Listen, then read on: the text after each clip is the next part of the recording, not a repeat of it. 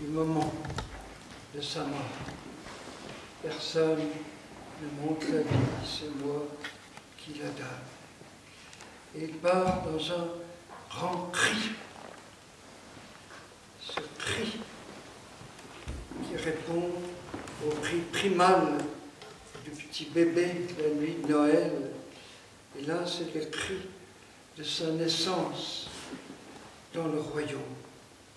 Il part dans un grand cri que quelquefois on a confondu avec la parole « Père, dans tes mains, je remets mon esprit » de lui-même, le premier des trois condamnés.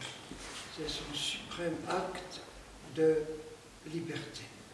Il veut partir le premier, il veut accueillir lui-même dans son royaume son cher voisin de gangster.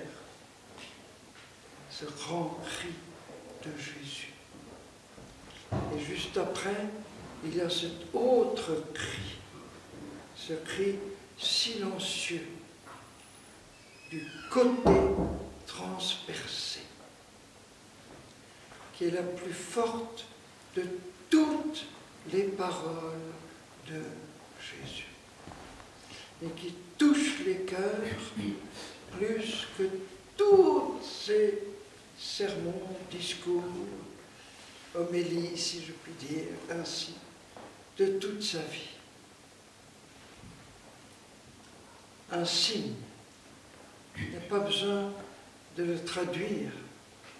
Une parole, il faut la traduire dans quelques 9000 langues du monde.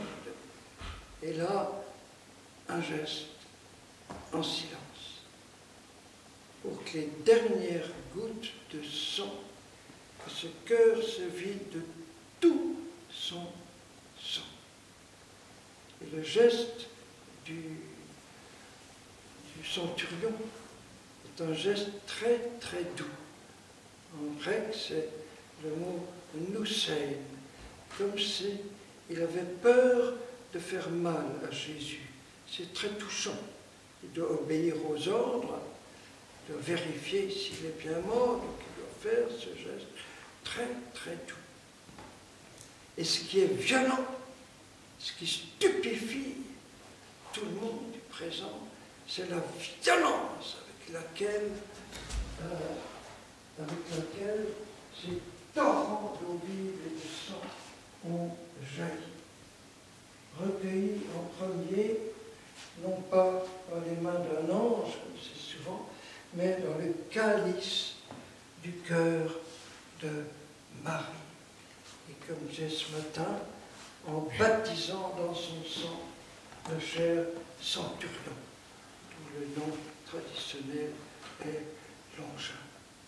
Et voilà ce cœur qui reste à jamais ouvert, qui ne cesse de remplir tous les calices du monde jusqu'à la fin du monde, puisqu'au ciel, dans l'Apocalypse, on voit l'agneau immolé en permanence, c'est-à-dire son sang ne cesse de couler et son Esprit Saint ne cesse de couler comme un torrent intarissable à travers le monde.